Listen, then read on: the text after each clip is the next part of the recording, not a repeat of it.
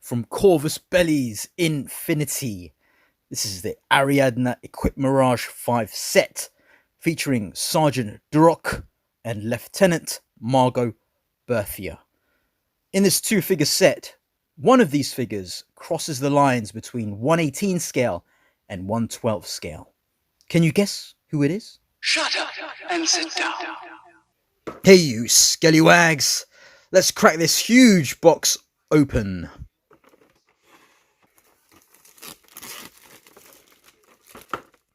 The latest from Joytoy's Infinity line, we have Little Red Riding Hood and the Wolf.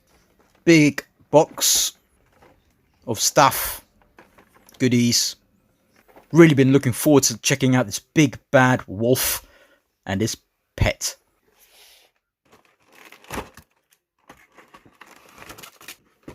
So you get two stands here, one for each foot of the wolf, or maybe one for the little girl. And Duroc just really takes up most of this space. There we go. And look at that. Look how huge he is. Literally just the girl and the accessories on one side and Duroc on the other. We'll start from small to large and check out Lieutenant Margot Berthier. Holding her gun here. She can actually look down the sights. The gun has some nice subtle dry brushing there. No drill barrels though. But it's a nice looking gun. And there's her face. Very sort of anime-esque sort of look. She's got a scar there as well. Left cheek. All separate armor pieces. And other bits going on here. These things are not attached to anything, so we'll give her more range of movement. And her feet here. Yeah, I agree with the Awesome Action Toys. I think they do look slightly bigger than they should be, but should be good for standing and posing. So articulation with her head, she can move even with her hair there. It does not get in the way. That's really good. Well done. Armor will hinder the movement up there. There too. All the way around. Bicep. Twist. So nice work here. Like they've got this thing they've been doing recently, Joytoy, where they hide the hand joint with this extra bit of plastic. Makes it a bit more difficult to find the articulation, but it works well. Movement, the upper torso. It works good. And down here, the waist. It's good as well. So all together, brilliant. Jean-Claude! Ooh, very good. Is that where they equip her Mirage? By not attaching these straps, she has more articulation. Leg goes up about there. Back there. That's pretty good as well.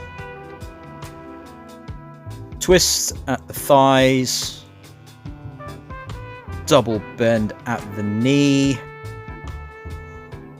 Down for the foot. Up. Pivot there. Toe. A bit stuck. Did it go any further? Oh, there? Yeah, I think that'll do. And then goes down more though. She has a pistol here already tucked away. She can hold this like that. And it just kind of clicks in for me, like that. Left trigger finger and right holding, opposite to what she has already. Now for quite literally this beast of a figure, Sergeant Duroc, this werewolf character. So in 1/18 scale, this will definitely stand out in your collection. Joytoy have done a brilliant job here with the paint apps as well. There's all these sort of highlights going on, inking. They've really done a good job on bringing this figure into action figure form, this model into action figure form. Let's see here. Maybe the teeth aren't so clean, but it looks monstrous. Yeah. And we'll get into the articulation soon, but the head movement is really good as well on this.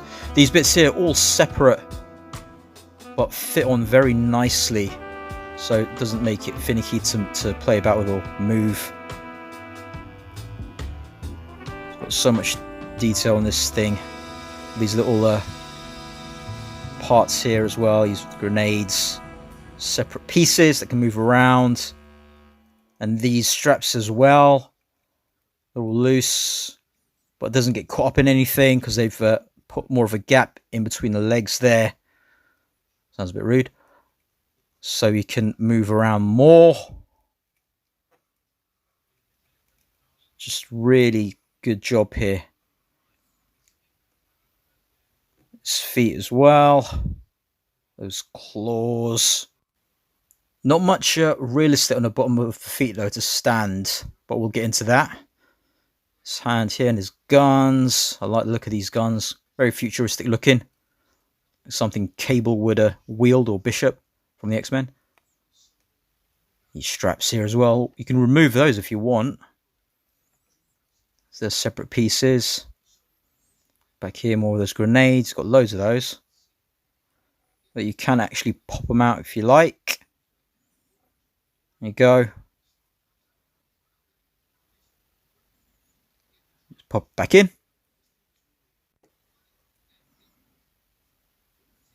Can remove this knife.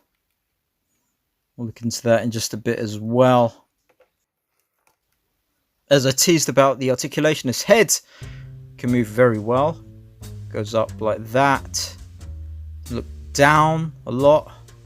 It's on a double barbell, so you've got more movement going left and right too. Head goes round and round and round. Arm goes all the way round. Arm's a bit tough to get up here. Sort of Space Marine range. Twist at bicep. So elbow pad goes around the elbow joint, but there's a little cut there. So it allows it to have no issues bending. See, look there and there. Not quite 90, but it does just go in with no issues. Ball joint, wrists. Movement up the upper torso. Move quite well. And then the lower here at the waist. The ball joint as well. Bit of gappage there though, but you can have it sort of just like that. Jean-Claude, not too bad. This must be the Equipe Mirage. There's a bit more gappage between the crotch and the leg, so that can move up to about there. Back there. Twist at the thigh. There is a bend, double bend at the knee, but you want to do it from the bottom bit first so you can keep that. But there is double if you want to use it. And there'll be a little bit of that gappage. This bit can move up, down. It can twist. Ball joint on this foot. Oh, here, tail can move all the way around. The way this strap is kind of goes here and then under the backpack. But it's, yeah, so the way to take it off, if you wanted to remove it, is you'd have to remove the arms, I think, and then take that belt off around and it should come off. This big ball joint there for the wrists. Place. This is a holding hand. Should heat up your joints. go. You can hold this knife. That's not a knife. This is a knife. It's as big as a sword. Machete. He's also got a left gripping hand too. Plus these open claw type hands to scratch people in the face or whatever. And there's his gun with the hand on. Let's stand him higher. Have him at the height of his powers. Look at that. Doesn't even come to his waist. Alright, let's have Margot riding Duroc in a non-sexual way. Piggyback styly, like that. And there. Awesome. So we'll run through a few comparisons. Here we have a few selections in 1/18 scale, so which will be about 4 inches, 3.75 depending on the line. At the back, we've got a bigger one because it's an exoskeleton mech thing from Joytoy. Got the brothers from Acid Rain and Judge Dredd on his Lawmaster. Moving on to some Warhammer stuff, primarily from Joytoy. We've got on the left a 2.0 body, Space Wolf on the far left, custom one. Blood Angel Terminator, awesome figure, huge, but pales in comparison to Duroc. And we've got a 1.0 on a bike on the far right, as well as McFarlane Necron, which is about 7 inches, and it's about the same height when Duroc is bent like that.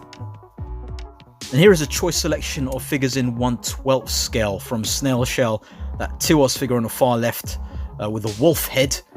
And then we've got from V-Toys Cyberpunk Robin, Mezco's Bishop, and then G.I. Joe's Wolf Timber. Let's just remove Margot for now.